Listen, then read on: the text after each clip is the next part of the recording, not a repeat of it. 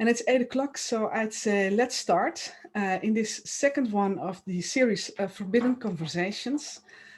And I was explaining today to someone what this is about. And when I was explaining it, I could feel it so well again. And she said, we are not going to be a group of wappies. Huh? We're not going to be people of COVID deniers or anti-vaxxers. It's not about that, is it? And the way she asked the question, I couldn't even say, yes, that's what it's about, or perhaps it's about that. It's like there's a no-go area. And I find there's so many no-go areas nowadays, much more than I experienced when I was growing up, much more than I experienced in the past 10 years of my life. And I'm a little bit worried about that. Also, I think COVID has such a huge impact on our daily lives that we need to rethink our lifestyle and also our choices. And how can we create places with all the communication availabilities we have? How can we create places in which we can say yes, in which we can say, I don't know, or in which we can say, I've changed my mind. So this is my invitation for these forbidden conversations, to create a place to just explore and to exchange thoughts, to be in a state of not knowing, listening to each other without trying to make your point all the time. And the topic of tonight is about power and leadership. And there's a lot of movement on these two themes, I think. And also, I think it's very easy to feel powerless with all the decisions being taken, which sometimes are very logical. Sometimes it's very hard to find the reason behind it, and you need to trust the people who had been given or taken leadership. So tonight, my invitation is to explore specifically this topic. And of course, Sarah, I couldn't think of anyone else besides you to have this conversation with. And Sarah and I met in December 2019, where I was invited to go to Sydney to do a training on moving questions with Sarah's clients. And it was really cool because Sarah invited me, she trusted me, we hadn't met each other yet. And it was such a wonderful training. And I think to me, from the moment we met, I felt here is my friend on the other side of the world. So thank you, Sarah, for being here. Thank you for being here in the middle of the night. And I'm looking forward to be working with you. Oh, as always, me too. Yeah. So what is the first thing for you that comes to mind when thinking about power and leadership, especially in a systemic, with using your systemic intelligence? Well, it's interesting because in leadership work, when you're working with clients, this whole notion of empowerment is central to a conversation about power and leadership. And I love the notion, if you think about it on a scale, there's the power outside or the power that I give to others. Yeah. And there's my relationship with power. Do I actually have a relationship with my own power and my own authority? And so whether I'm giving power away, whether I'm in contact with my own power, speaks right to this question of power. Mm-hmm. Because if I'm centered in myself and I'm in contact with power as a notion, then I can notice what power belongs to me, mm-hmm. and what power doesn't belong to me. And then how can I exercise that power? And, you know, when you think about a couple of the systemic principles, you know, where do I belong? Where is my place? And what is my power in that place? And do I actually take up my authority that I have? And it strikes me, you know, this whole idea of power. I loved Viktor Frankl in his book about his experiences in Auschwitz, mm-hmm. and Man's Search for Meaning. he says nobody could take away my thoughts.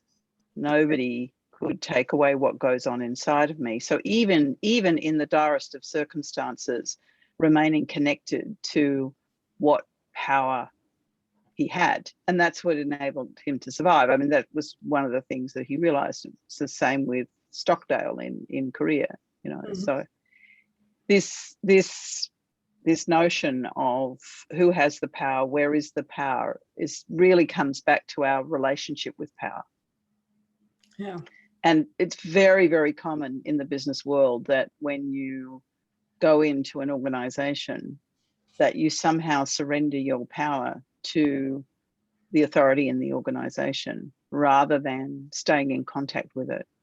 And to be a really good leader and a really effective leader is to understand all of that relationship with power and not be identified with your power, but identified with the power that lies within people, and how can you mobilize that. And that's, you know, when you ask me to think about power and leadership, that's what immediately comes to mind. Mm-hmm. And you know, there's also something about the power that lies within a collective. You know, there is a power that lies within a group, because it's a group. A group actually generates its own power in terms of what the purpose is for the group. So purpose then connects to power. Mm-hmm. And I do think in these COVID times, when you talk about, well, all the things that we might talk about, this is a really big question. What's our relationship with our own authority? And when we use the power of a collective, you know, how do you, like you're doing it even here, you're generating a group of people who are interested in this notion of forbidden questions, forbidden conversations, you know, like that's generating this group itself would have a power and a possibility of leadership. So yeah, there's some early thoughts. Yeah. I find myself creating some kind of a parallel universe, because I feel powerless in the regular circumstances. So I feel powerless when decisions are being taken. I feel powerless when people's motivation to vaccinate are because they want to travel, and I feel powerless when they decide that teenagers also needs to be vaccinated. And I was thinking, wow, they're not allowed to have sex, they're not allowed to drink alcohol, they're not allowed to open their own bank account, but this can happen inside their body. And I'm not against vaccinating, but I feel a little bit overwhelmed, perhaps even when I see how, in my mind, big decisions like this are being taken. Without having had the conversation and without having had the rest or the attention to talk it through.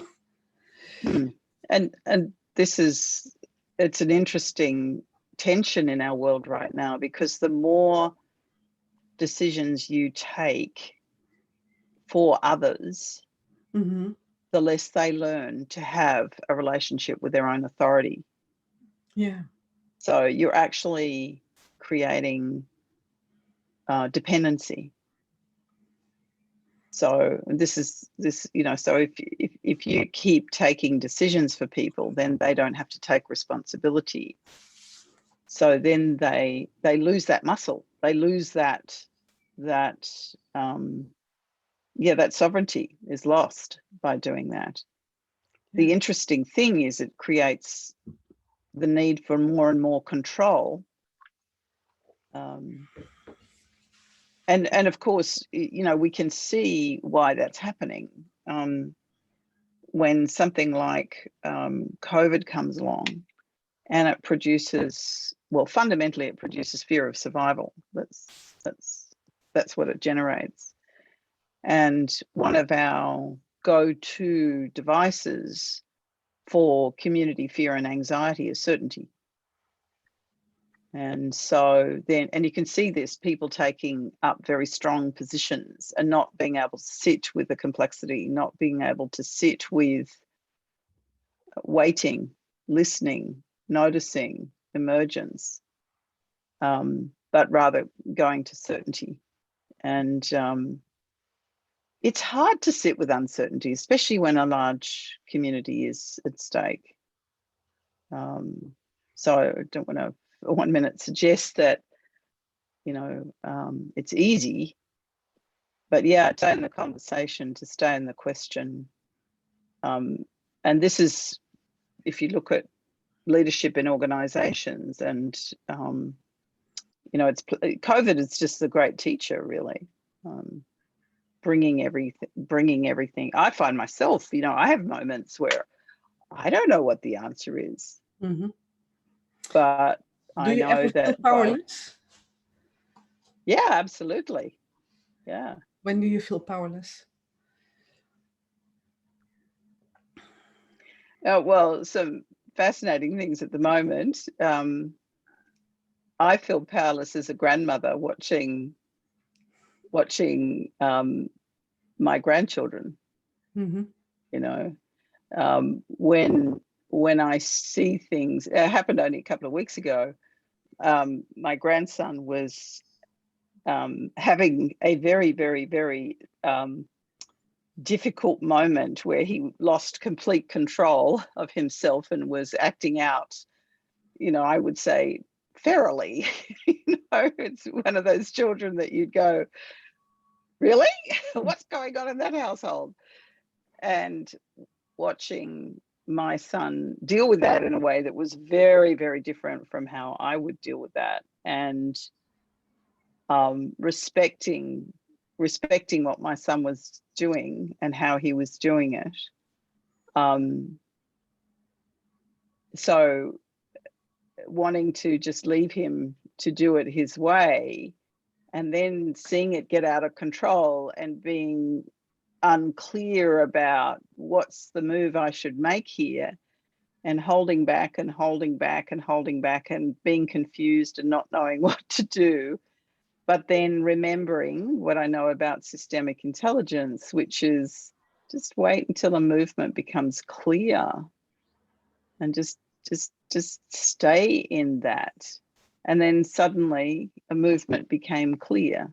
But for a good 30 minutes, I was in a total state of, I don't know what to do here. Yeah, this is going from bad to worse, no matter, you know, what my son's doing. My grandson is about to start doing things that are dangerous, you know, so that whole sort of on the precipice of something, you know, and just got to wait until it becomes clear, you know.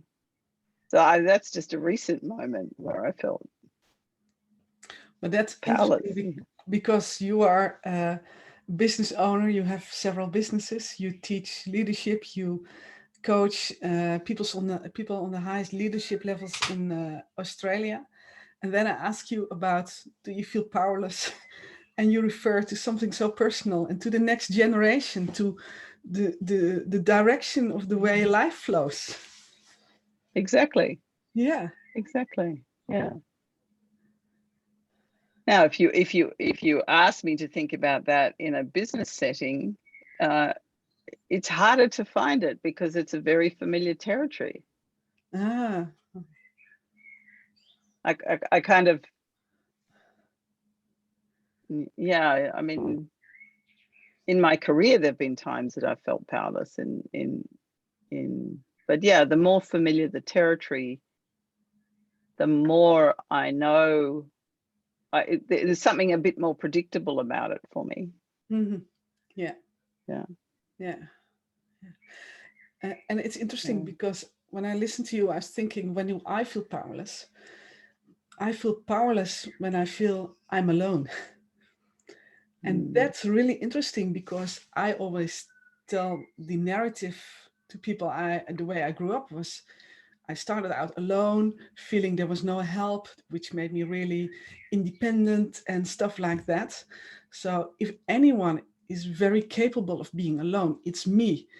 And we're going with our camper van to Sweden in a couple of weeks. And the plan is to go for 3 to 4 weeks.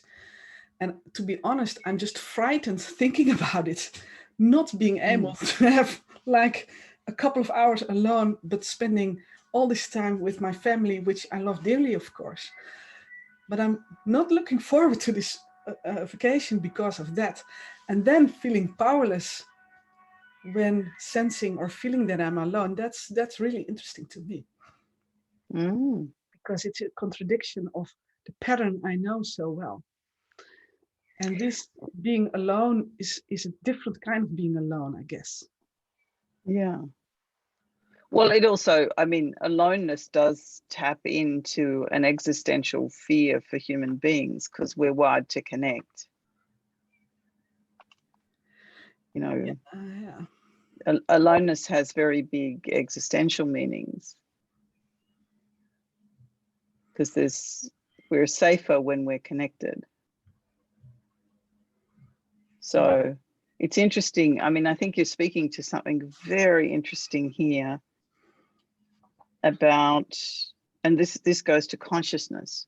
You know, can I notice my experience, and can I notice what meaning I'm making of my experience? And is the meaning I'm making of my experience connected to the present or the past? Yeah, that makes sense.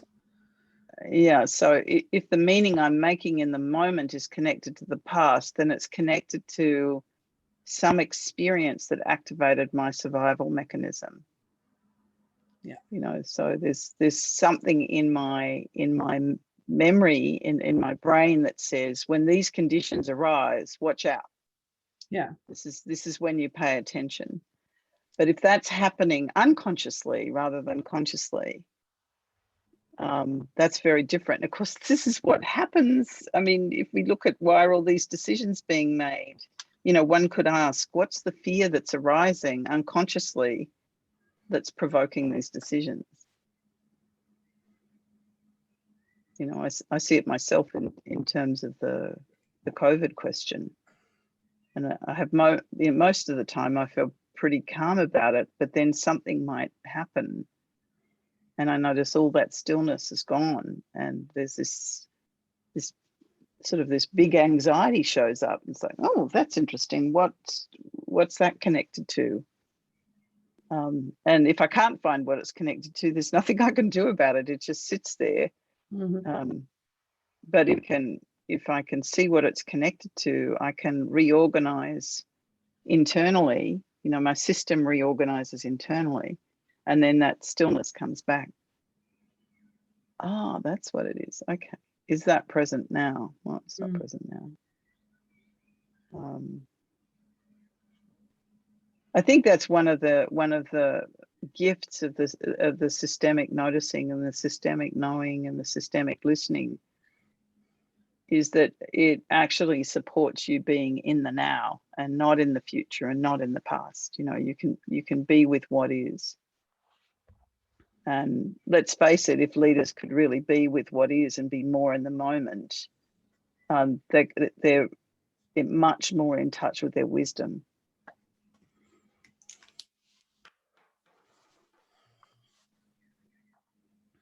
The past and the future are very, very, what's the word, seductive. Yeah. In terms of getting your attention. And that pulls you out of the present. So if you're out of the present, you can't be listening to all of the resources that are here for you now. In fact, you're losing contact. You know, it's the easiest way to lose contact with your resources. I was thinking in preparation of this conversation, has leadership changed because of everything that's going on, or is in a way it's the same question: has our systemic intelligence or knowledge or interpretation, has it evolved because of what we're witnessing now in terms of leadership and the easiness with which people follow and how easy it is to be fearful? And I was also thinking, so these are not well-developed thoughts, so they're just pew, pew, pew, things going on in my mind, but I feel comfortable enough in this company to share them.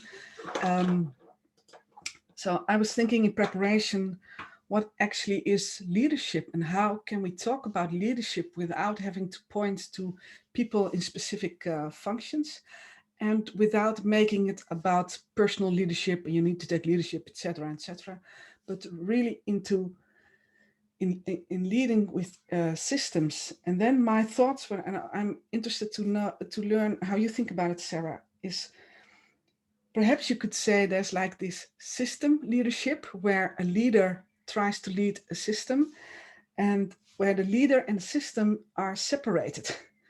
So they're not the same and there's someone making themselves in a way owner of a part of the system and say, I'm going to lead this, I'm going to make sure it goes from A to B.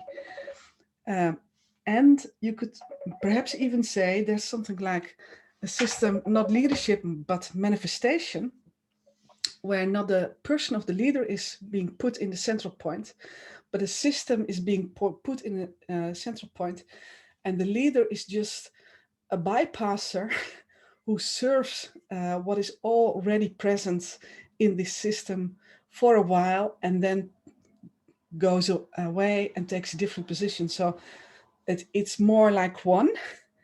It's the leader exists because of the system and not the other way around. And this one is in service of that one. And I was thinking, if this would be true, that we need more system manifestation instead of system leadership, what might be the impact and where do we already see it taking place? Because I also believe that if it's true, it's already present. We haven't found the words yet and we haven't developed the models yet and we haven't talked about it yet. How do you think about that? Well, I think, it's funny, one of the things that human beings do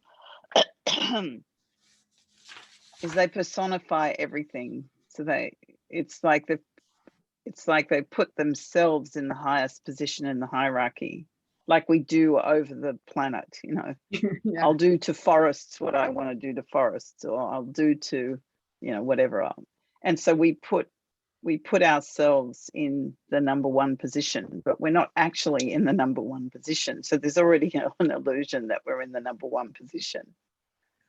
So from where I see it, systems are leading anyway. Mm-hmm. So the system is in the first position. We are just a part of the system. And so if we put ourselves above the system, we actually create some of the difficulties that we have ourselves by putting ourselves above the system. So I would say a leader that, in fact, that's a lot of my work, is helping, looking at challenges that leaders are having with systems, and then stepping back and really listening to the system. And what's your relationship? What's your place in the system? I think this is a really good question. What's your place in the system, whether you're the CEO or whoever you are? I mean, you may not be the CEO, but your place in the system might be more significant than the CEO, in terms of the contribution that you have to make.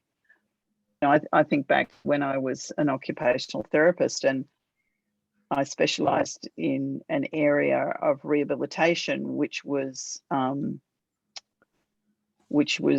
nobody had really focused on that particular area, and developed a treatment program that was the first in the world of its kind. And the hospital where I was had another 10 years of life because of that program, Mm-hmm.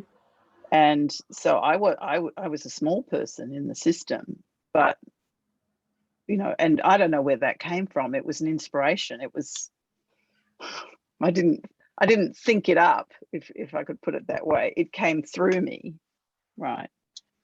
And then it took me into the work that I'm doing now. So who was leading whom? I mean, I had no idea I would end up working in organizations, but I ended up, I mean, it's a long time ago now, but, I loved being a therapist, but somehow that's not where I was meant to be. And life took me to where I was meant to be. So,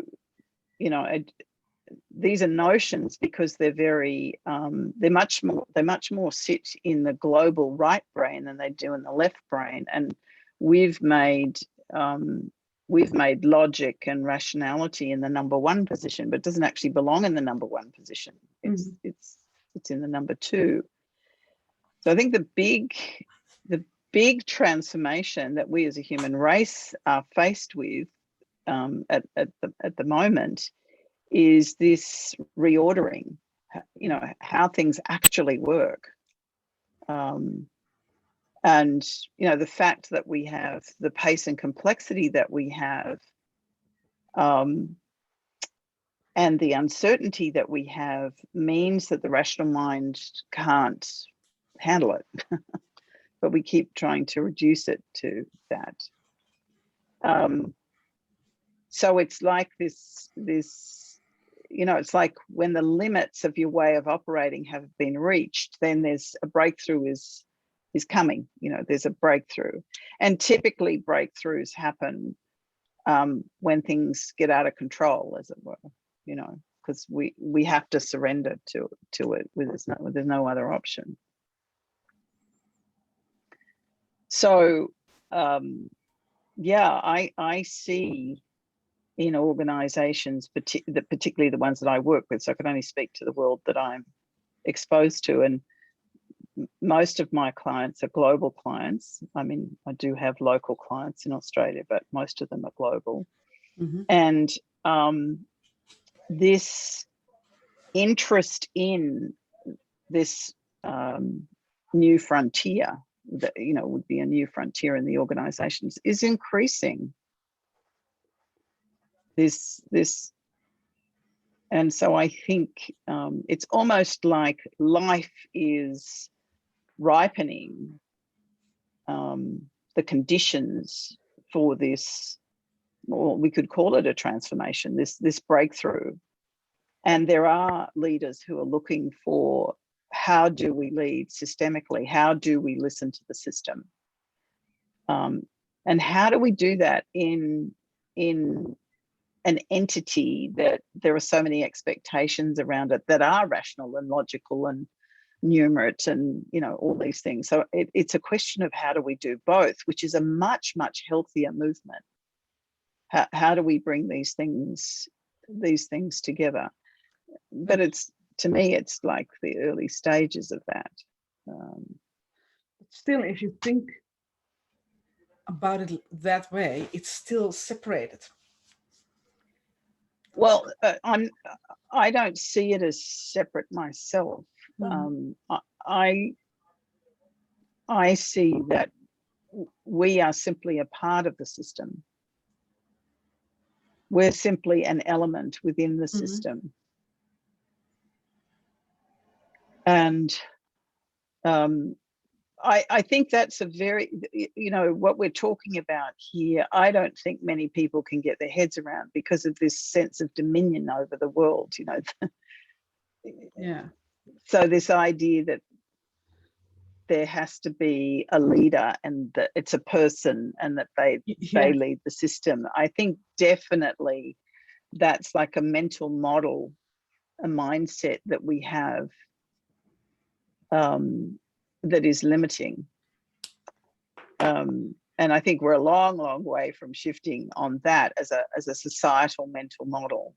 But I think it's interesting. This has intrigued me for some time, because I think we look to society leaders for these things, and they typically won't be in our institutions, because this kind of thinking doesn't, you don't survive in an institution with this kind of thinking. It's too alien to the institution, so it happens outside. I know one of the books that you suggested people read was Gandhi, and Gandhi's a beautiful example of standing outside conventions. Now, even that's problematic, because then you point to a person who did something, and so it reinforces the notion that it's a person. But if you have the eyes to see, something was moving through Gandhi. Mm-hmm. Something was moving through Martin Luther King. You know, something was moving through these people that was beyond them as people. So yeah, I think it's this, it's the way we language it, the way we make it explicit, keeps reinforcing the mental models that we have.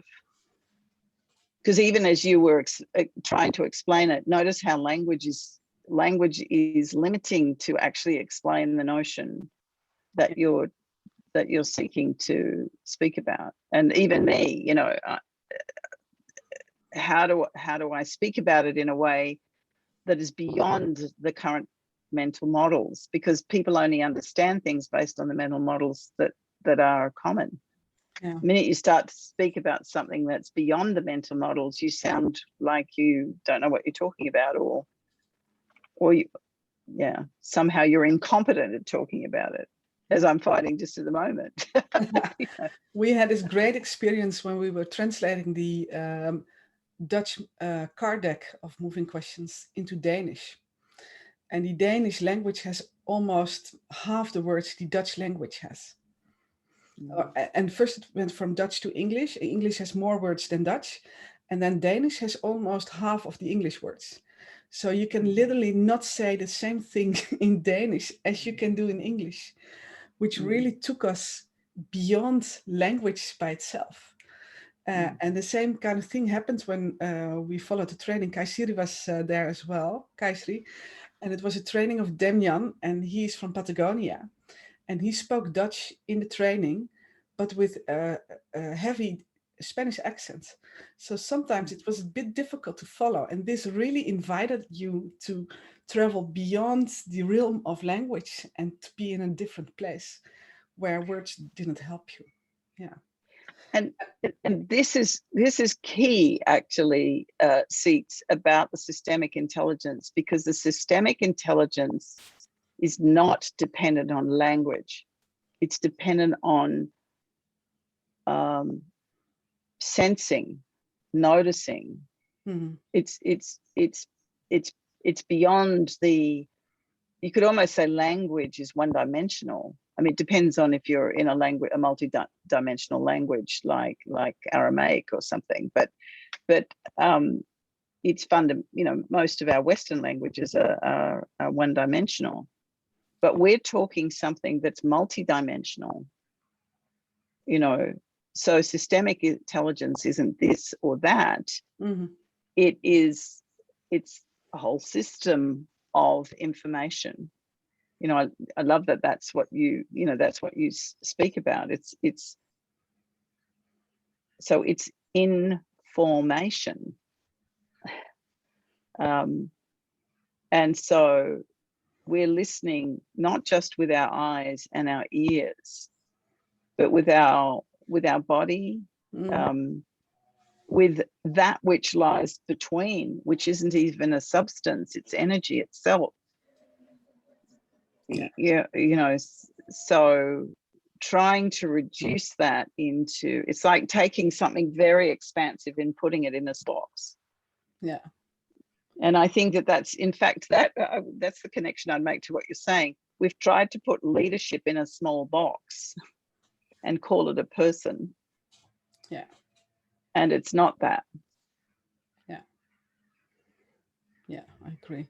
There's a question coming in the chat. So I'm also with my attention there, because Janine is asking. Good. We're giving great examples about how a system flows through a person and brings something beautiful. Does the same logic apply for less well-rounded examples. What does the system or takes the system hostage? I'm not sure, Janine, if I translated it correctly. If you want, you can improve me. Correctly. Yeah, it was correctly. Okay. So to me, life flows. So to me, your body is an antenna. And if you make yourself as an antenna available for life itself, then it can flow through you. And that's the way I wrote a book, Moving Questions. I wasn't planning to write a book, but I went there and sat behind my computer and the book wrote itself in a way. And I started writing a new book 3 weeks ago with a colleague. And it wasn't really my territory, but I thought it's a great experiment.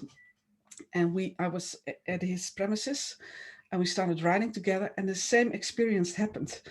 So, and again, it went through me and I didn't have to make anything up. It just was already present. It was already there. So in my way of thinking, it's not per se in good examples or beautiful examples or successful examples. It's much more about being available for the flow of life and the effortlessness, what we talk about often, Sarah. And then when you're at that point, there are no good or bad examples and there's no success or failure. There's just almost like the Tao says, it just is, Wu Wei, doing by not doing. Well, and also, I love this question about what about when the system takes somebody? See, even that notion is taking somebody, a good or a bad thing. Like we don't, that's the Wu Wei, you know, we don't know. It can appear that it's bad. But is it really? Like if I have an experience that wakes me up, or if I have an experience that provokes me in some way, and maybe that's a difficult experience, and pretty much all transformation is a difficult experience. It is, if we take the word transformation, it means to change the form, you know, so to change your form is uncomfortable, you know, because given that we're comfort-seeking creatures, you know, that change, or the alchemy of change, unless we surrender to it, and it's the surrendering that produces the ease. It's the fighting it that produces the suffering. Yeah. You know, so even there, can we surrender to the movement? But what this requires, which is very interesting, because I know this was a big struggle for myself personally, it means trusting life. Yeah. Yeah, and like if I go back into my story, not to make it about my story, but there was a lot of death in my family, and you know, early deaths, and you know, traumatic things, let's call it. So I had a difficulty trusting life. And so until I realized, oh, this is about trusting life, there was still a holding back, there was still a hesitancy. And I would say I'm still practicing trusting life so that I can trust that flow. So and I had a beautiful small example just a week ago where I had put a proposal into a client, everything was in flow, it was all going beautifully, and then I got an email saying thanks but no thanks. I went, that was really weird, and then just sat with it. Obviously I had a bit of upset for a little while because it was so exciting, and it felt so natural that it was moving forward, but then sat with it, and then this thought just came into my head, well, just ring the exec and talk to him about your confusion. So I rang him and I talked to him about my confusion, and he said, oh yes, that's a big mistake. Yeah. You know, and we had this brilliant conversation that we would never have had And it turns out that that person doesn't understand what I'm offering, and he understands what I'm offering. And so he's going to channel it a different way, because he can see that the system needs it. So there was something that looked potentially bad, but actually it was useful that that happened, you know, that in some way. Yeah, so I think, and look, it's harder when they're very big issues where you're taken in service of the system. It confronts so many more things at the, you know, because of the scale of them. Sometimes, you know, when you think about huge societal issues, like if we think about, you know, what happened with Hitler and what happened with Stalin, and, you know, what's happened in many countries, you know, Pol Pot, whatever you want to, you know, that's even harder for us to digest. I'm not sure I can even. Would you say leadership is trusting life? Yes, absolutely.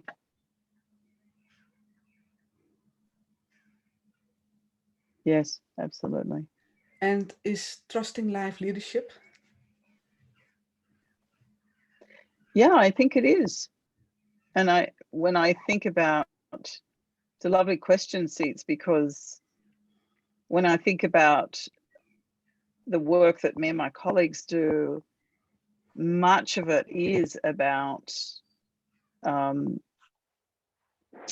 having the leader come in contact with that in a deeper way. I never thought of that before until you raised it.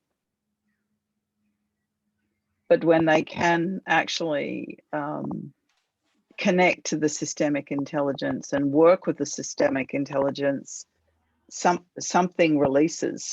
You know, there's that movement and that energy that's set free by that. And thank you for that. You know, that'll stay with me. Yeah. And even as I think about a number of the, you know, like I'm always stunned, certainly in my experience. Many people who rise to leadership have had, like, some of their personal stories are pretty amazing. So they've been through very, very, very difficult experiences, and there's something in them that's alive because of that, and it's something that's driving them that's because of that. That can be driven as a reaction, or it can be channeled as a life force energy, and that difference makes a huge difference. Yeah. Yeah.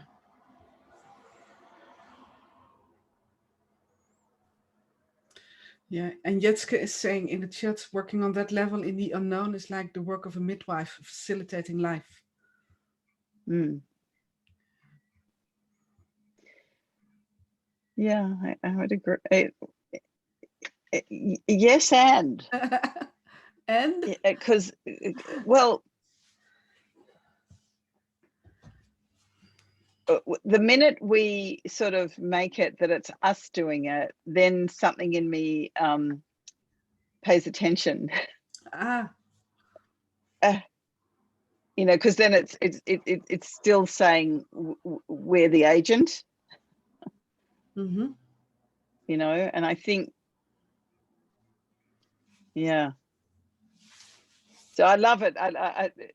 Jetske, I love what you're saying. You know, like it feels such a beautiful thing, and then this little part goes, oh, is that a little bit about me being the agent of it, rather than, yeah. Again, words fail me.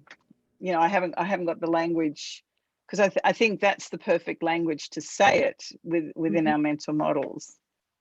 Yeah. And then, yeah, and there's some sort of limitation too, you know. Yeah. So it's almost like it's like I'm a bit attached to the tango. I love the tango as a dance, Mm-hmm. because neither one is leading. each are making suggestions. And then the question is, do I have the impulse to follow the suggestion?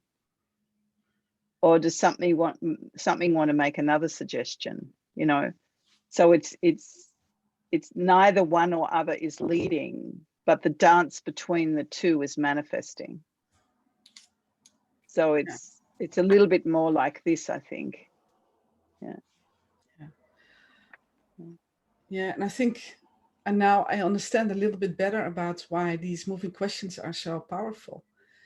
Because through the language of the question, something gets disturbed as well. So the invitation travels beyond the question and gets to a different level where something inside happens. And it's like this tiny moment, often it's just, a fraction of a second where the change takes place. And then some words pop out, but you're already beyond the place you were before. If it goes well. And we've been talking for quite a while now, so I think it's about time create a space where we can do some sharing. So I suggest we're going to use the breakout rooms for that. And I was thinking it might be interesting to exchange a little bit in groups of 3 about when and how do you feel powerless, if ever. So if you feel powerless, to what is it connected? Where is it coming from? Just have a little check to bring it into your own life. And then as a second question, of course, which is part of it, is how can you trust life? So I'm not asking when do you trust life? I don't want you to prove that you're trusting life or that you're teaching the other ones how to trust life, but just for you, as if you look in the mirror inside and there's 2 people listening to you, inviting you to look in that mirror, how can you trust life? So what is needed for you to trust life? And I know for sure each of you has examples on when you really felt something moving through you as a proof that how you've trusted life. So what's that like for you? How do you do that? The aim of these invitations, the aim of these questions is, of course, to create some awareness, not in order to gain control, but to make yourself more receptive and more sensitive to the next time there's an opportunity to trust life, perhaps even more than you normally would. I'm going to open breakout rooms. We're going to take 25 minutes. So we're going to allow for some time to really exchange. And then when we come back, we'll just share some experiences and build upon that. All right? And if you like the assistance of me or Sarah, just call for the host and we'll pop in your breaking room. So everybody's back again. Welcome back here. There's still some unanswered questions in the chat. We'll address them later. But first, I'd like to invite you to share whatever you want about the question about powerlessness and about trusting life. If there's any discoveries you've done, and as you know, with doing the forbidden conversations, we're allowed to change your mind and explore and let's share with each other. You can do it either in Dutch or English. If you do it in Dutch, Fem will translate it to us in English, so Sarah will understand as well. And well, let's have a conversation. So if there's anything you'd like to say or to share, you can either raise your hand, your physical hand. With any luck, we'll notice. You can use reactions at the bottom menu of your screen, or you can put it in the chat. So in whatever way we find you, we'll invite you to share what your findings are.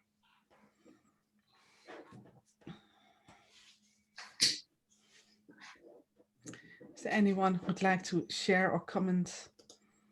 It's Sonia. Sonia? Yes.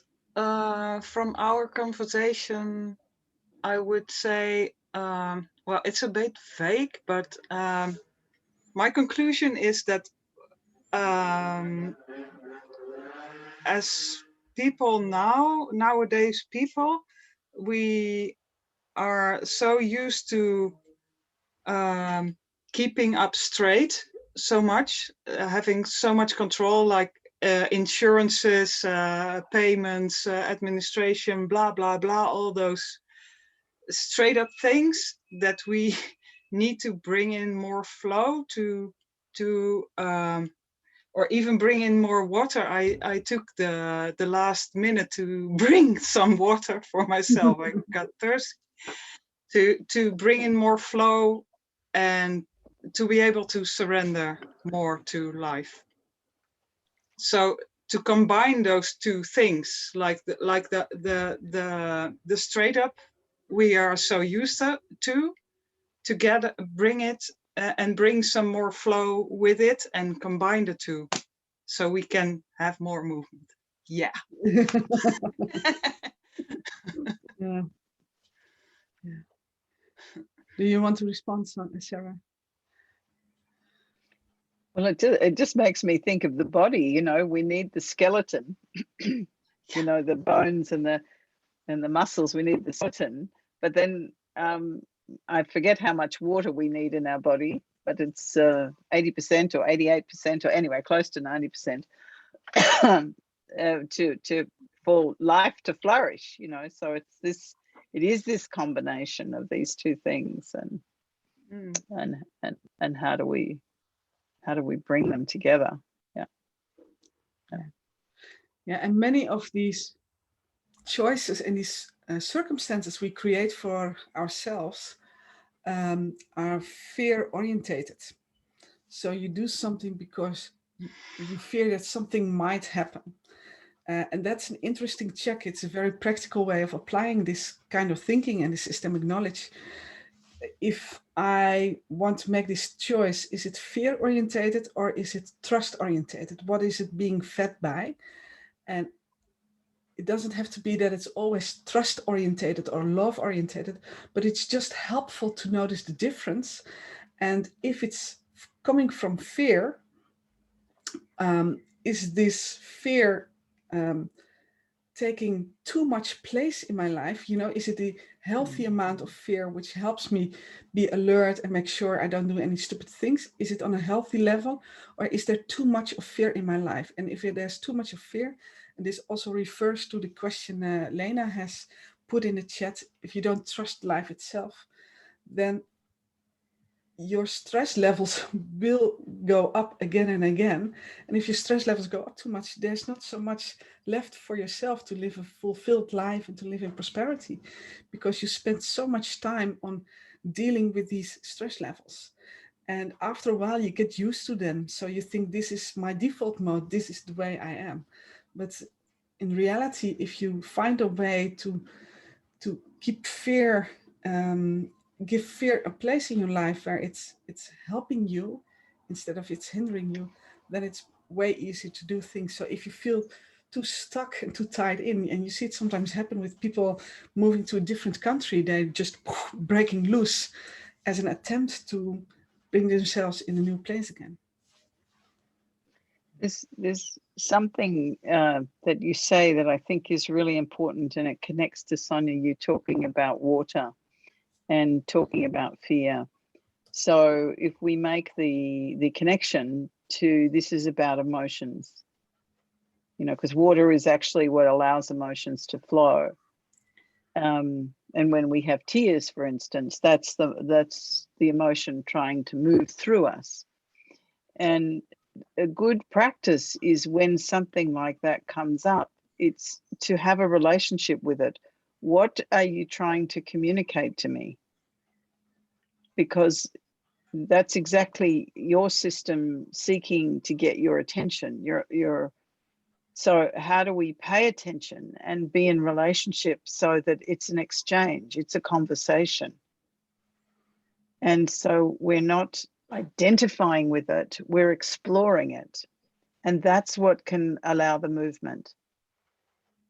So if we think emotions, that's the energy of motion. Yeah. So emotions are intended for movement.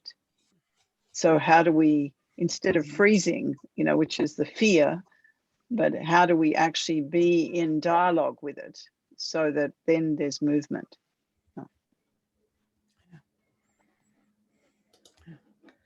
And then when it's hard, just start with the smallest, tiniest step that is possible for you. And if that, even that is possible, just start imagining and fantasizing about, suppose it were possible to just take this very tiny step, where would I start? And very often that's enough, because it's not about the specific action you take. It's like we talked about in language before. It's not about doing, it's not about the acting, but it's about from what inner connection this comes from, and what flows through you when you're trying to figure this one out. And that's the important part. That's the part that makes the difference. But in our daily practical language, we create concepts and frameworks that distract us from this tiny bit and from this connection.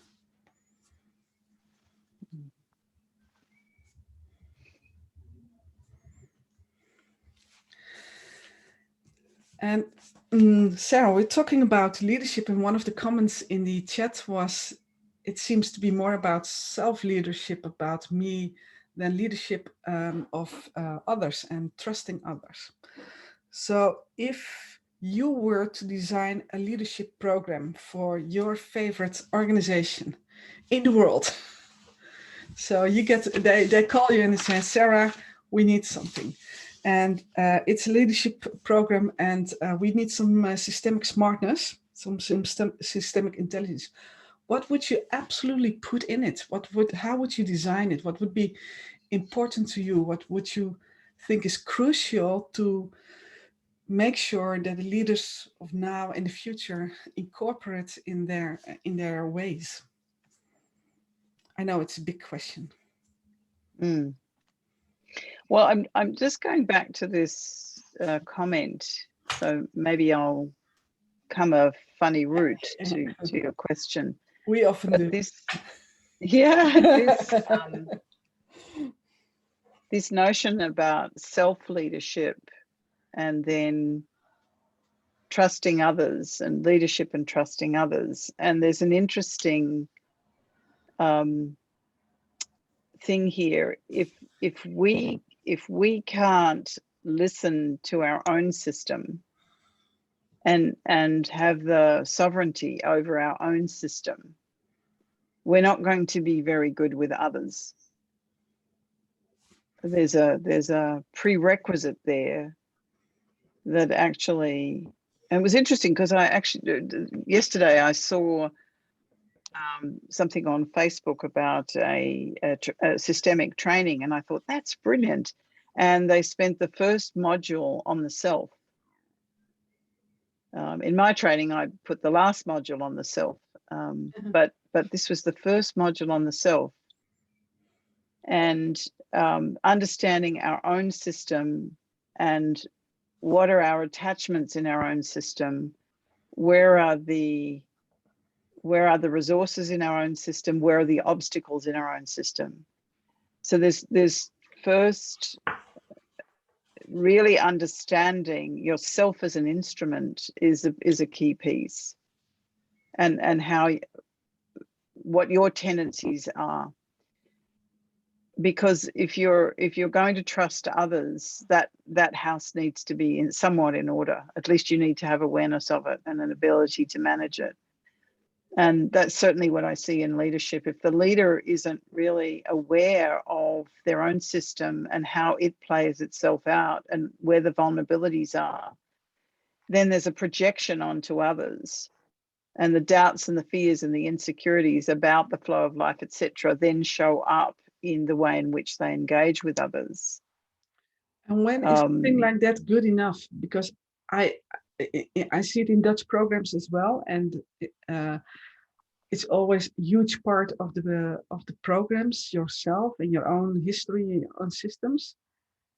But I also always feel a little bit of, I understand it, of course, but I also feel a little bit resistance to it, because how much is needed, and when is it enough? And I also think there's many different lines of thoughts and as many different schools to follow, and each school, each line of thought has a different interpretation of what it means to know oneself.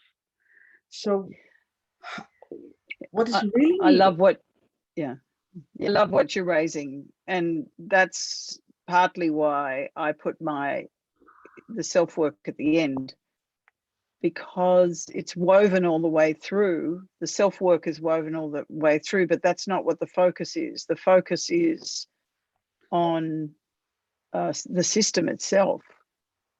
So I have a very strong stance in my work that the system is in the first position. And possibly this comes from working so long with organizations, because I've been doing that now for 38 years. So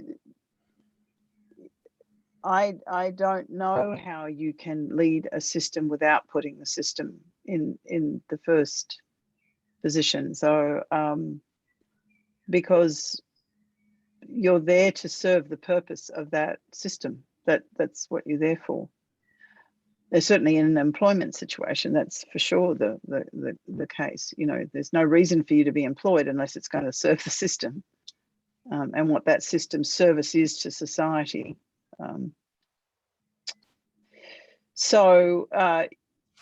And in organizations, this is a key piece. If you get too focused on the self, you're not paying attention to what you're there for. So I think it is a really good question, Siets, and I'm not sure that any particular school of thought has dominion over any other school of thought. Each has its own offering, you know, and it has its own value. And the question is that, and again, this is kind of, if we put our mind in the first position and our mind says, I believe in this, we should do it, and you're not listening to the system and what does the system need, things are out of order there. So there'll be a certain amount of benefit that you get out of it, but there's also potentially limitations from it as well. So that listening to and tuning into and paying attention to the flow of life, but also the system's messages, is really important. So yeah, I mean, for me, when you say what would you put in, it's almost like I can't answer that question, because which system are you talking about? Okay, fair enough. I can't know until I meet the system. And in fact, this is one of the challenges I have in my work. I'm currently doing an assignment where everybody wanted to know, well, what are all the modules? And I said, I don't know. I know the first 3. But after the first 3, we'll create what follows together, because I only know where to begin. I don't know where we're going to go. So I can give you a blueprint. I can give you a sense of what it might be, but what it is specifically, you know, to Sonia, your point of all the straight up and down bits, you know, I couldn't actually deliver all of that. I could only deliver the beginning of that. Yeah. So you're actually saying, I put the system first, and then make sure that the leaders within the system know themselves well enough in order to trust others, and we'll work from there. And by the way, that's me embodying trusting of others as well. You know, like, and I think it's the biggest challenge to me, is to live systemically in everything that I do, and notice when I don't and what happens. You know, and I love that challenge. Like it takes me right out of my comfort zone. But there's a freedom with it. You know, there's and it's literally like being a child. You know how when you were young, you didn't know what the day would bring. You just get up and see what it brought, and then be surprised or delighted or frustrated with what the day brought, you know. And I quite like living like that. Yeah. It's freeing and enlivening, you know. It means every day is a fresh day. Absolutely. Sorry, no, I've had a quite endearing experience exactly like that in the business context, because when Jan Jacob Stam asked me to take over his publishing company, I said yes without knowing anything about publishing. And then I looked up on the internet what are the trainings, what kind of training do publishers take? What are the subjects? What are they talking about? And then I looked at it and I thought, my God, that's so boring. I really do not want to learn this. And then I thought, how am I going to manage? Because now all of a sudden I have this company, I have suppliers, I have stock, I have all kinds of things I know nothing about. And then I decided to apply everything I understood about how systems function without any conditions. So I decided I'm going to apply everything and I'm just going to trust that process. And that's how I make it fun and interesting for myself. And by the way, I get to check whether it's actually true what I'm working from. And I in 3 years' time, I doubled the revenues twice. And when I had achieved that point, I lost my interest in a way. But that process of trusting how it works and really testing it, that was so much fun. And I made every mistake one can make. So, but I made them happily because they were connected to something else. They were pulled from something else. I think there's something very important in what you say, Siets, and this is, again, when I talked about the frontier in terms of organizations, it's moving away from certainty and into experimentation. You know, how can we return to that joyful experience of trying something, being free to make mistakes, not with, yeah, I mean, obviously you don't make mistakes with the fundamentals that if you made mistakes with that, it would collapse, you know, something. But how can we discover where can we play and experiment and explore? Because if we're trying to bring new things into being, we don't know how to. Mm-hmm. And if we believe we know how to, we're just repeating the past. Yeah. So how do we bring this way of being, which I love, Sonia, your idea of the, you know, if we're ruled by this up and down, there's no flexibility, there's no spaciousness, there's no expansiveness in that. And if we bring the things that flow through those structures, and so there's actually much more life in the system, you know, then we bring the very best of what human beings have to offer, which is what's unique about human beings is their creativity. There's no other species on the planet that does this creativity, and that's our life force energy, you know. So how do we set that free in a system? And if it's too up and down and contained, and we see this when people go to work and there's a lifelessness about going to work rather than, you know, a joyfulness about going to work, that it's an expression. I mean, the fundamental, I'm an occupational therapist, so it makes sense that I'd say something about that. But the fundamental thing about going to work is to express ourselves. You know, it's a chance to express something that wants to come to life in us. It doesn't matter what our work is, by the way. I'm not prescribing that going to an office or an organization is our work. It's in whatever form. And in fact, you know, a lot of people won't go to organizations because it doesn't feel alive. And they run their own businesses and do all these sorts of things so that they do feel fully alive in it. But how do we have that vibrancy, that vitality that runs through a system? And I think, you know, that's the challenge for leaders today, is to create places where they're full of life and vibrancy and vitality. Yeah. Yeah. Yeah, it makes me think of what we were talking about before, about being fearful. And I have two things in my mind.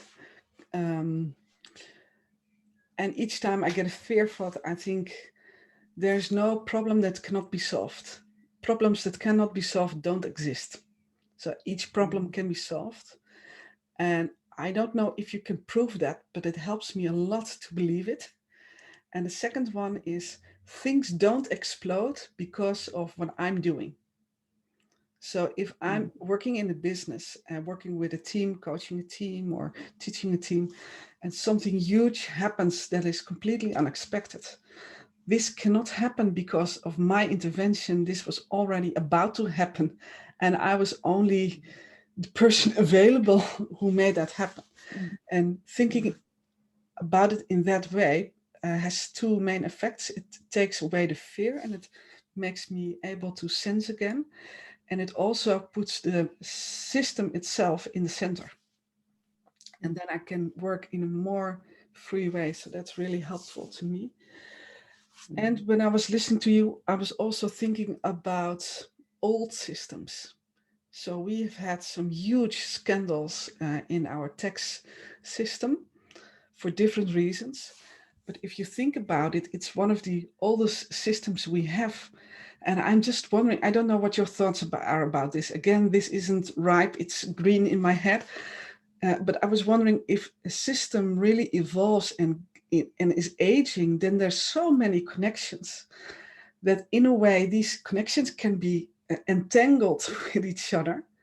And if these connections are entangled and when it's a lot, then it cannot evolve freely anymore. So it almost needs to explode, or it needs to implode for that matter, which is the same only in the opposite direction, in order to create room for something new. So I'm just thinking about perhaps because it's been a while since the beginning of the Industrial Revolution, perhaps some systems are getting too old. Yeah, this is, I love what you're raising because again, gorgeous human condition, this comfort seeking tendency that we have when things become known and predictable and, it's comfortable. And then we don't want things to change because they're comfortable. But actually, everything will become destructive if it doesn't evolve, So yeah. Things that and yeah, if we put it off and we put it off and we put it off, it builds and builds and builds, and then suddenly we're going to have something shocking. And I always feel a deep sense of compassion for anybody who's caught in those moments, because it's an accumulation and they just happen to be present at when it all crystallizes.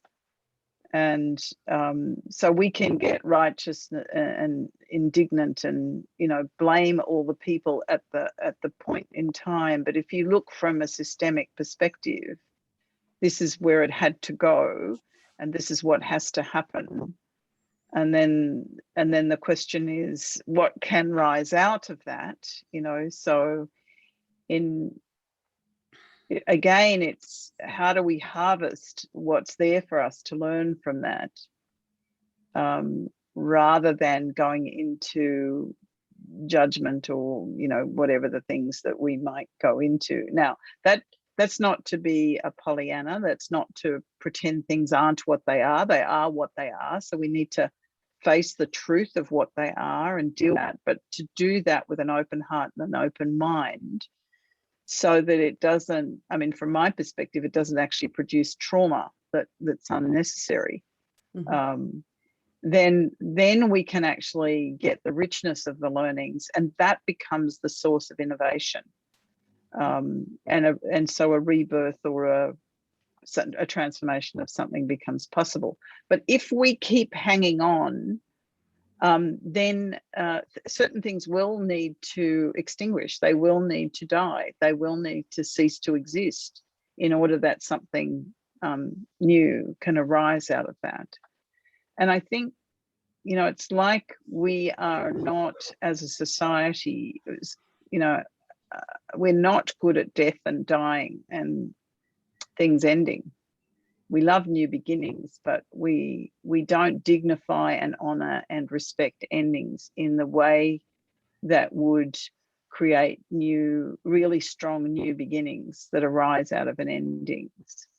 And that's another thing that I love from the systemic work, is about how do we actually appreciate the cycle of life and what is a good beginning and what generates a good beginning and what is a really dignified, honoring, respectful ending.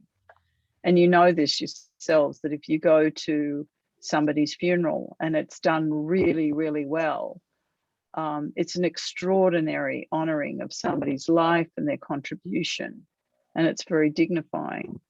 But if it's done really poorly, it just is, it makes the grief extended. It just makes the process so much more difficult. And it's the same, whatever it in life, you know, whether it's a business or whether it's a season of, you know, even a political party being in power or whatever, you know, how do you create really, really good endings, so that life goes on in a good way because of it.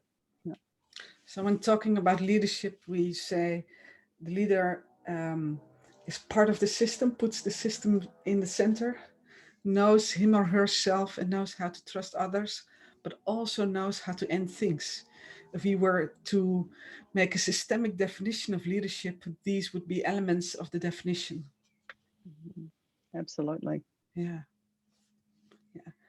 And maybe, yeah, if you're watching and listening, maybe you can sense how it takes you to different level with different possibilities, of course. So there's like 15 minutes left, and we've only heard Sonia about her experience in the breakout rooms and her thoughts about that. So let's use the rest of the time in order to share some experiences. So let's create an open frame. If there's anything you'd like to say, to share, to check, to add, to comment, and all these other words I can think of now, please do so. Turn on your microphone, raise your hands. I've seen some comments in the chat box, so if you want to say something more about it or connect it to something, please do so, and let's have this conversation.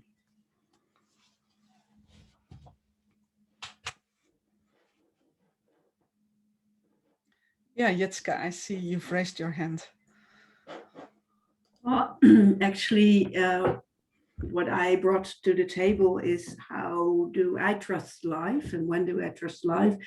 And actually what I figured out is that I trust life when I can play. I have a lot of knowledge and experience and I'm very well valued for that, but the part of being able to play makes me feel alive and makes me be trusting in life. So it really connects to what you just said, Sarah, that it's giving room to experimentation and giving room to explorations and to let go of what makes you uncertain and feel the uncertainty, of course, but not act upon it, but be able to look beyond it. And the funny thing is that what makes me feel powerless is the moment of not knowing. And what I tend to learn more and more is accept that moment and all the stress and all the tension and all the what comes with it within me and all the actions I want to take, and just don't do anything and just feel when there's a moment and when there is something wants to be shown or wants to be seen, and then act on that. And it takes a whole different feeling of timing and also on time in itself. So what you just brought to the table makes it all just kind of round for me in my head. So that's what I wanted to share. And thank you in all what you shared, and specific this, but everything actually. Thank you. Thanks, Jetska. It's so lovely to see you, Jetska. When I listen to you, I realize how much I've missed you. Well, Yeah. you're always welcome, you know. Jetske and I are also personal friends, so that's what I'm referring to. Yeah. Thank you. Is there anything you'd like to share, Sarah, or react upon? Maybe I can react on what Jetske was saying. Mm-hmm. I think it's really interesting. She said that the moment of not knowing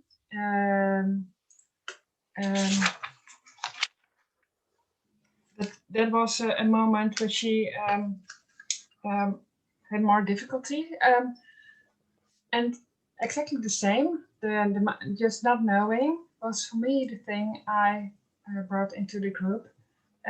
What makes me stronger, just to be able not knowing, just letting it be there and just stay in the moments and feel and act in the flow.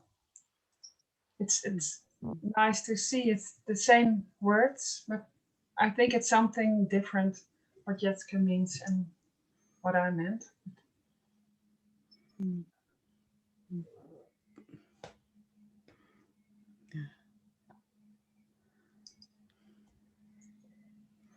So this is the part where the conversation takes place without words.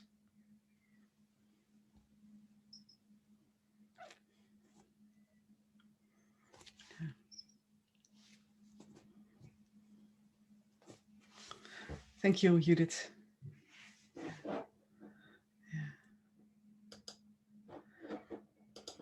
So who else wants to add something, builds up upon Anusha? My English is not very well, but I'm going to try. You can also speak Dutch, Anusha, and we'll translate for you. I'm going to try. Awesome. A couple of years ago, I stopped working at a place, and from a person at that place, I got a biography of Milton Erickson, and he wrote this biography because he made a canoe trip, and it was. And he had polio. How do I say polio in English? Polio. Polio. So simple. And in the diary, he tells about this, and he tells about trusting life and trusting himself, and I never understood the diary, and now it kind of makes another kind of sense. The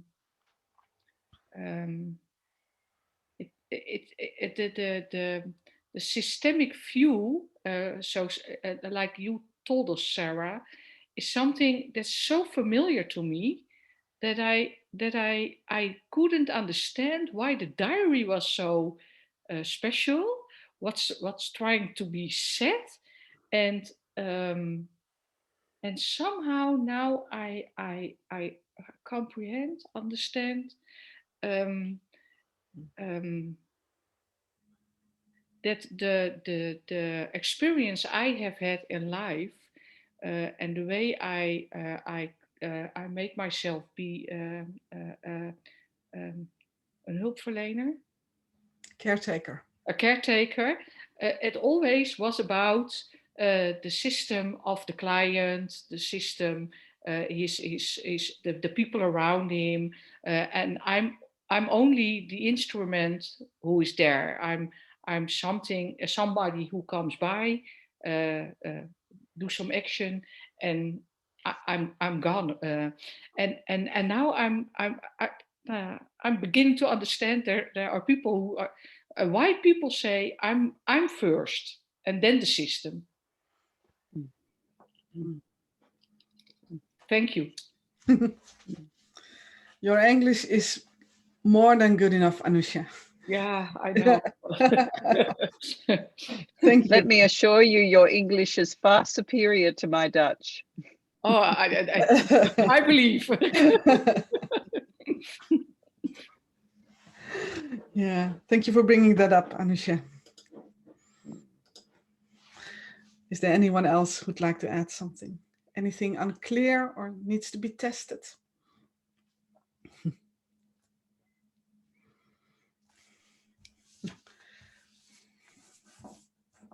Ik zie een handje bij Frida. Oh ja, Frida. Turn your microphone on. Yeah. I'm a bit puzzled about the whole thing. I think personal leadership is very important, and I've worked in large organizations. And now I'm a bit confused. I know it's well because my right brain side is working very hard. How do I fit in without cutting?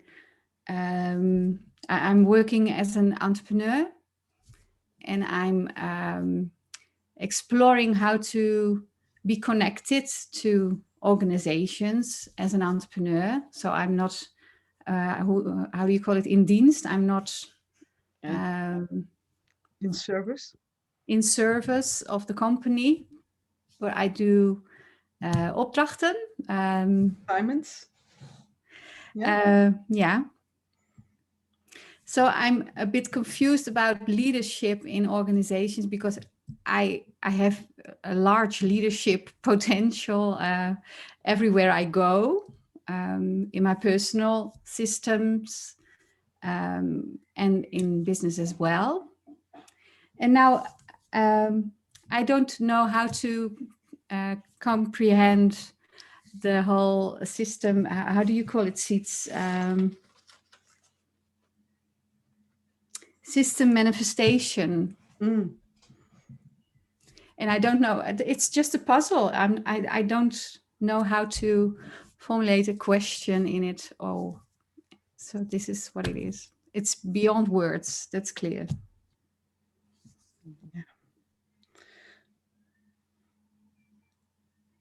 I would say, how perfect, Frida. Yeah, I know, it's very warm. I'm getting it, a warm reaction on my back. It's all warm like that, very energy flowing. So it's very lively. Yeah.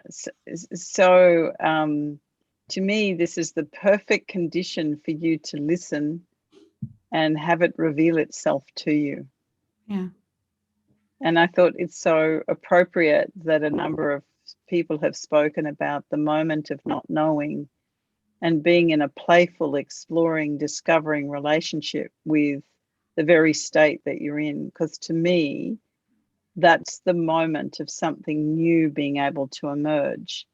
And if we try to offer you anything, we are not your system. Mm-hmm. So, you know, this is actually the real point of systemic intelligence. When I find myself in this moment, how do I listen, pay attention, and wait for it to reveal itself? Mm-hmm. And the temptation would be to give you some wisdom or something or other that would not serve you in any way. It would just fulfill expectations that if you ask somebody a question, you should give them an answer. Yeah, and that's a pattern I know so well in the organizations where I worked. I was always tuning into the hierarchy, the hierarchy of the organization, and where should the answers come from, and rebel against stuff. And now I know everything's okay. I'm just here now on my spot.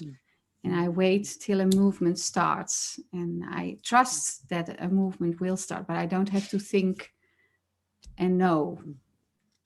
Yeah. And the way Sarah answers is her leadership. Her leadership in this conversation, trusting herself, trusting you, and trusting life. And being fully confident that that's enough. Yeah. So, thank you for this beautiful example. Didn't know it was coming, so that's how it goes. That's how it goes. Well, it's always like that. this is the importance of creating a space that Siets creates by having these sessions. How do we create a space that actually what we're doing is creating a legitimacy for operating this way? You know, and that it works. And only when we get together and create a space where it's possible to talk about this can we actually create a community around it that gives us the confidence to stand in it and the courage to stand in it. Yeah. And the world needs it. And the responses to COVID are the illustration that there's so little of it. Yeah. Yeah, and we didn't know what we were going to talk about 2 hours ago. So this is a beautiful example of what we just experienced. Yeah. To finish this conversation, Sarah, in what place you talked about a new frontier, and I think when we start thinking about it, we can see examples of it everywhere. And I'm just interested to know, where do you see good examples of the type of leadership we're talking about? Where do you see good examples emerging? Are there any specific fields or generations or places, or do you see it emerging anywhere? Well, interesting. I do see it emerging in, I don't even know what the current letter for the generation is, but I do see it emerging in the younger generations in leadership, where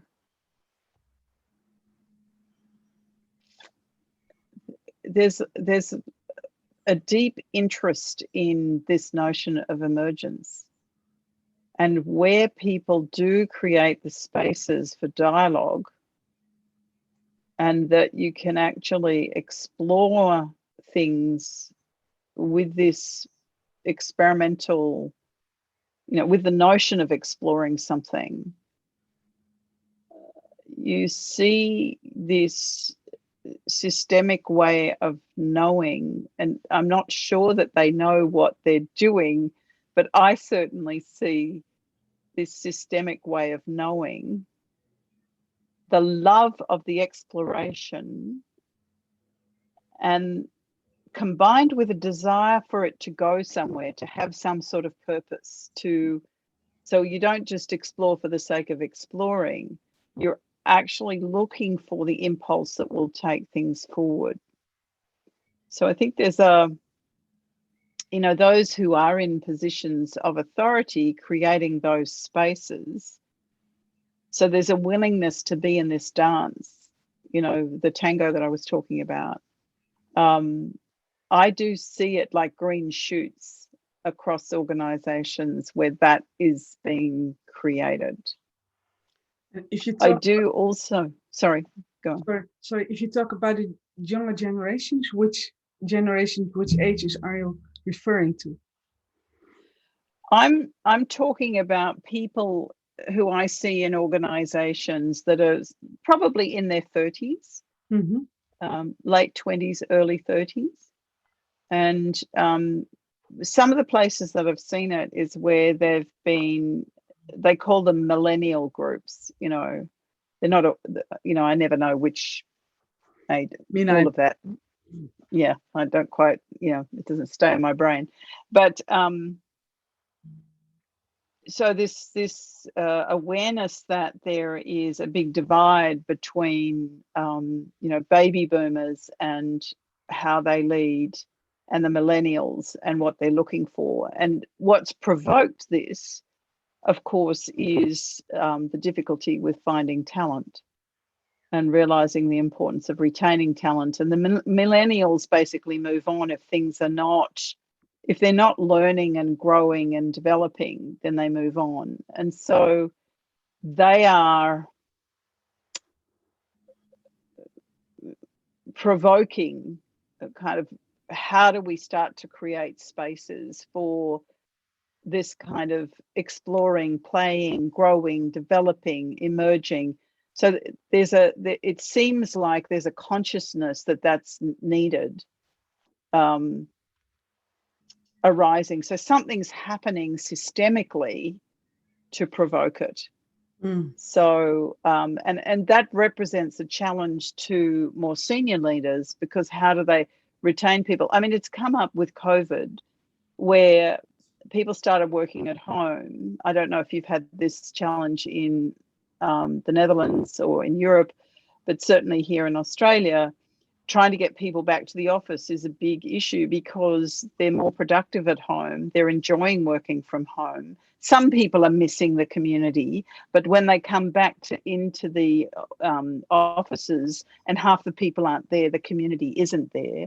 So it's and leaders are saying, oh, we've got to get them back in the office. And what I've been saying to them is, no, you've got to lead differently for them to want to come back into the office. You know, if you want them to come back into the community and that to prosper, they now have the evidence that they can do their job and meet expectations by not coming in, you know, not being part of the community. So here's a beautiful provocation, because it means you need to lead differently. If you don't lead in a way that generates community, then they're not going to want to come back. So that, to me, those are all systemic forces. Yeah. And I think, you know, COVID potentially is actually one of the forces at play systemically, confronting what sort of transformation needs to occur. These are sort of unintended, you know, things that we don't look at in terms of when things happen, do we know they're a good or a bad thing? You know, there are many things about COVID that are shocking and terrifying, but there's many things about COVID that are actually very good in terms of what it's shaking up and disturbing and provoking. Yeah, so it's not sort of like in the traditional way of saying, oh, I'm seeing leaders like this, or I'm seeing situations like this. It's more like I can see things happening in the system that are all pointing to something. I don't know what they're pointing to, but it feels like a big reorganization is going on. And that's certainly how I look at these things. I'm very much going, what patterns are emerging? What things are getting disturbed? What connections are being made? What, you know, how are things changing? And when I see all of those patterns, what's it communicating? Yeah. And it doesn't mean I'm right, but if I have those conversations with others, then something emerges out of that conversation. Yeah. And even if you think you're right, you're also allowed to change your mind. Of course. Learn and to develop.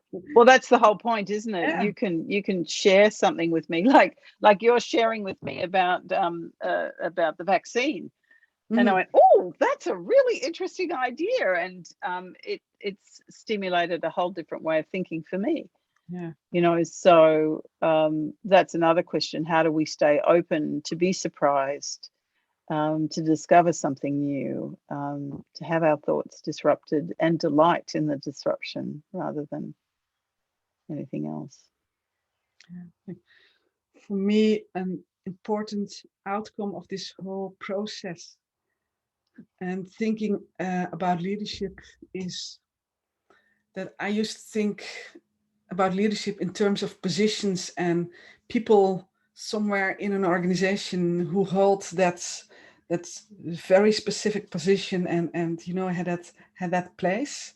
It was something that I had outsourced, and now I feel much more sovereign and taking my own leadership and almost not caring how others interpret that or how others find their way of leadership and have their definition. So I really feel I've taken it back in a way, and finding my own place and say, this is what I believe in, this is what I'm being led to or connected to, and work from there. And that's, I cannot say it's hard because it's very fulfilling, and especially when I feel I'm connected to something larger than myself, then it doesn't take a lot of effort.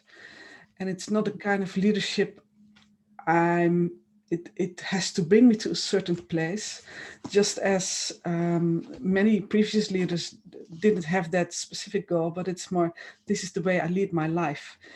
And I think it's not even about, is it in an organization or is it in a person? It's more, this is the way we do things right now, even if I'm not a millennial, but from a different generation. So there's lots more to think about and lots more to talk about, but we've been working for 2 hours, over 2 hours. I think it's time to close. It's 6 o'clock in your time zone, I think. So this means early breakfast or hiking. What's your plan? Or are you going to sleep again? I think I have a young dog downstairs who will insist on a walk in the forest. So that's what is more than likely what will come next. That's nice. I am very grateful, Sarah. Thank you for being here and thank you for sharing. It's been a pleasure and a joy. I feel really grateful. Thank you all for being part of this conversation. Thank you for your courage, your presence, and for your not knowing. I will send you an email, or actually Fem will probably send you an email tomorrow or Friday with a suggestion for the what I call verdieping, where you can work in little groups. Next week, you'll get the email addresses of 2 to 3 other people with an assignment of me, inviting you to do some extra explorations on this topic. If you don't want to be part of that, or you don't want your email address to be shared, please let us know before tomorrow, 4 o'clock. So then we'll leave you out of this, but it's an invitation and to explore further. I know some people had some resistance to the inquiry I sent last time and did it anyway with great results. So if you feel any resistance to it, just look at it and be kind to yourself and to me, of course, but mostly to yourself, and see where that leads you, where it brings you. It's an invitation. And then after next week, you'll get another email with a new blog post and a reading tip as a preparation for the next conversation, which will be with Elmer Hendricks. And this will be about following rules. And I know Elmer has some very specific thoughts about it, so it will be very interesting. Thank you for being here, and I'll see you next time. Bye-bye. Bye-bye. Thanks. Bye-bye. Bye-bye. Sleep well and have a nice walk. Bye-bye. Thank you very much. Bye-bye. Thank you. Bye. Nice you. evening, Bye. nice day. Bye-bye. Thank you very much.